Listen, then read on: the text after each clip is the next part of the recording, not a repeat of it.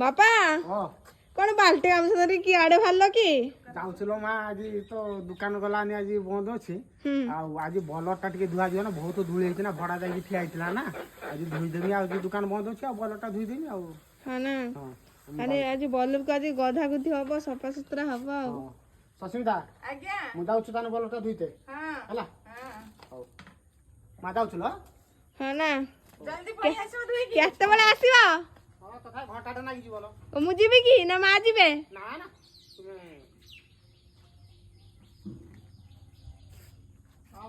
ମା ଆଜ୍ଞା ତମେ କଣ ଏକଲା ଏକଲା କହୁଛ ଆଉ ବାପା ଛାକିବେନି ବାପା ପଳେଇଲେ ବାପା ପଳେଇଲେ ପୁରା ବୋଲେର ଧୋଇତେ ହଁ ନା ଆଉ କେମିତି ଛାକିବେ?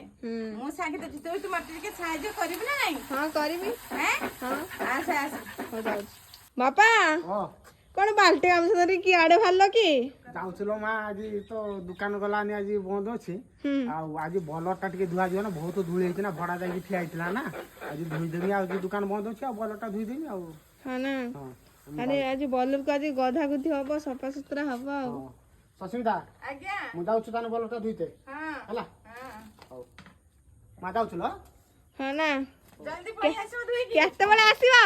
ହଁ ତଥାପି ଘଣ୍ଟାଟେ ନାଗିଯିବ ଲୋ। ମୁଁ ଯିବି କି ନା ମା ଯିବେ? ନା ନା ତୁମେ